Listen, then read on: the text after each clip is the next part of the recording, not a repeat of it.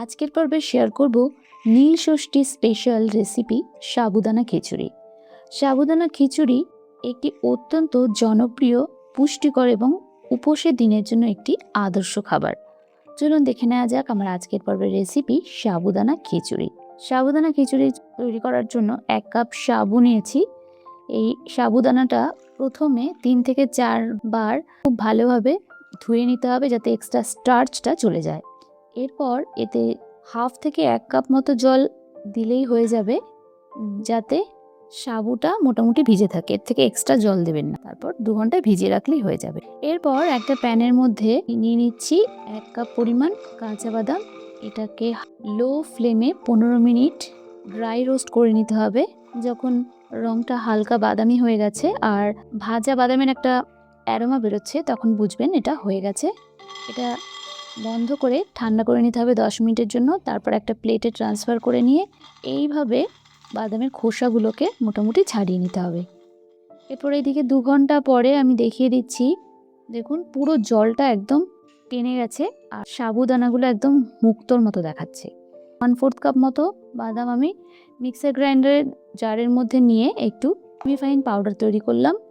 এরপর সেই পাউডারটা এই ভিজিয়ে রাখা সাবুদানার ওপরে দিয়ে দিচ্ছি, যাতে এটা আরও বেশি ঝরঝরে হয়ে যায়। এমনিতেই অনেকটা ঝরঝরে হয়েছে, আর এটা বাদামের গুঁড়োটা মেশালে এতে আরও বেশি ঝরঝরে হবে এবং অবশ্যই সুস্বাদু হবে। প্যানের মধ্যে 1 টিস্পুন তেল আর 1 টিস্পুন ঘি গরম করে এতে হালকা আঁচে 1 টিস্পুন পরিমাণ কিশমিশ এখানে হালকা করে ভেজে নিলাম।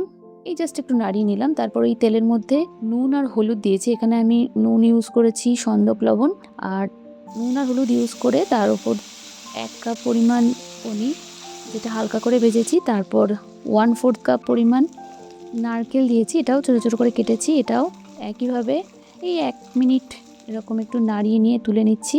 এরপর দেবো 1/4 কাপ পরিমাণ ভেজে রাখা যে বাদামটা ছিল, সেটাই একটু তেলে নাড়িয়ে নিলাম, এটা সুস্বাদু হয়। এরপর ওই তেলের মধ্যে দিয়ে দিচ্ছি 1 টিস্পুন গোটা জিরে, একটা ছোট তেজপাতা আর একটা ছোট শুকনো লঙ্কা আর কিছুটা কারি পাতা।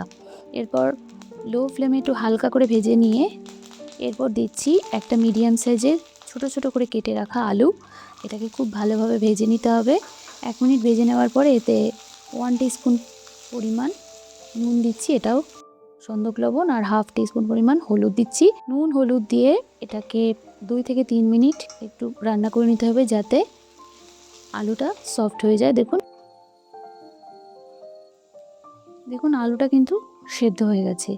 এরপর এতে ভিজিয়ে রাখা সাবুদানা, যেটাতে বাদামের গুঁড়োটা মিক্স করেছিলাম, সেটা দিয়ে দিচ্ছি আর 2 থেকে 3টে কাঁচা লঙ্কা কুচি দিয়ে দিচ্ছি।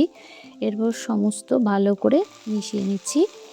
এরপর এতে ভেজে রাখা বাদামটা দিয়ে দিচ্ছি ভেজে রাখা নারকেল, খুব ভালোভাবে মিশিয়ে দিয়ে দিচ্ছি ভেজে রাখা পনির।